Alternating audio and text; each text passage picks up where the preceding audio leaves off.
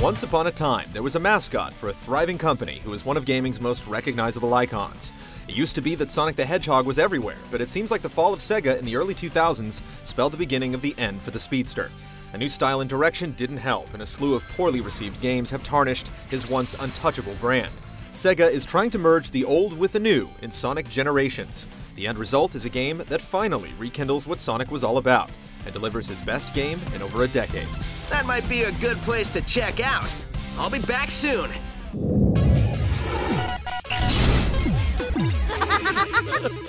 I think we've pieced together more of what's happening, and it's not good. Whoa! Most Sonic games these days come with ridiculous tales that are so bad they're almost funny. Generations takes pleasure in mocking this trend.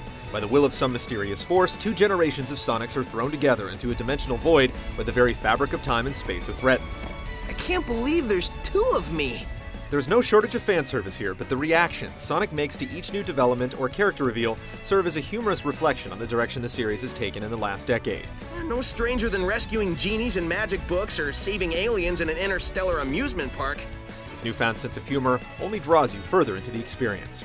I'm a freebie! Freebie! Freebie! Whee!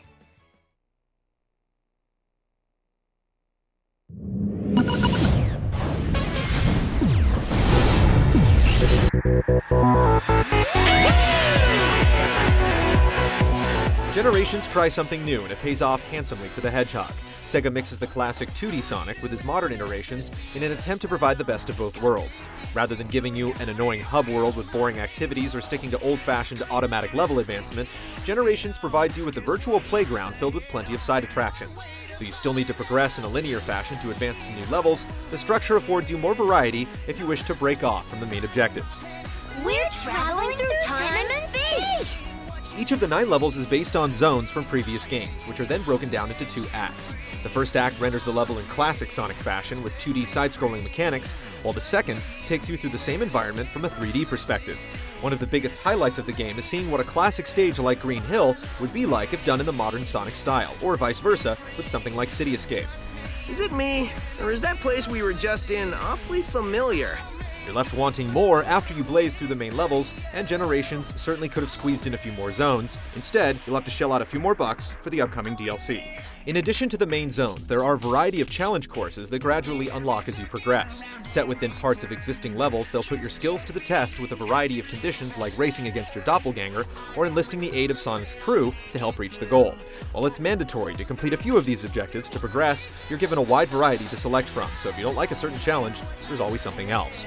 Thanks for saving me, Sonic. It was scary in the dark, but I tried to be brave. You can blaze through the game in 5 or 6 hours if you're so inclined, but completing everything will more than double the playtime. Additionally, there are 2 online modes, a 30-second challenge where you try to see how far you can get in any one of the levels, and the standard time attack. What's great about the Forumer mode is that you can actually compare your best distance in real time with others.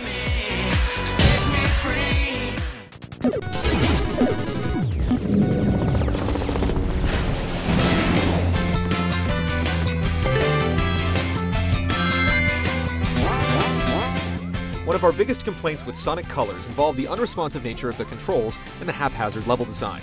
Generations addresses both of these concerns admirably. The modern iterations of the level scale back the elements that have typically tripped up the experience and focus more on the stronger points of the style. What you're left with is a sense of blazing speed where the headaches are minimized. That's not to say that the results are flawless. There are still scant instances of cheap deaths and frustrating objectives. They just don't overwhelm the experience. The majority of the time, you can actually enjoy speeding through these stages without feeling like you're about to run off a cliff at any second. As much as I dislike relying on others, I'm grateful for your aid. As good as the modern portions are, it's the classic Sonic stages that steal the show. This is what Sonic is all about, and the first time you speed through Green Hill, you'll get goosebumps. The physics feel right, and Sonic handles just like it did in the Genesis days.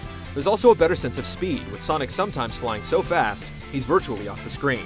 This breakneck pace sometimes leads you to running into traps you can't avoid, which is the only real downside. What you're left with are simple controls that are easy to understand, allowing you to enjoy the ride. I love it! There's a small adjustment period when switching back and forth between the 2 modes, since each comes with unique abilities, but it never derails the experience. This holds true even during parts where you're forced to play as one type when you might prefer the other. The only time the controls are less than optimal are during a few of the boss sequences, specifically the modern Sonic ones. The Poor layouts of these portions really bring out the worst in the controls, putting a blemish on what otherwise could have been some of the most spectacular parts of the game.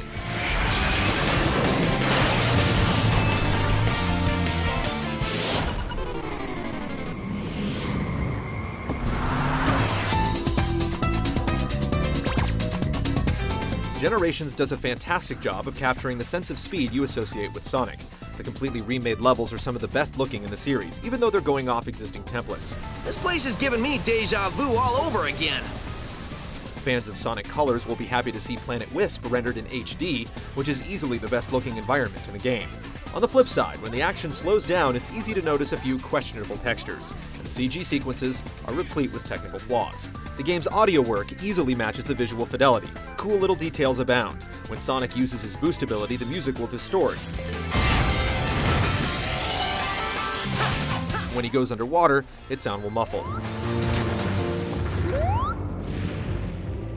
The outstanding soundtrack, which features great remixes of classic tracks along with the originals, gives you the option to customize the song that plays on any given stage.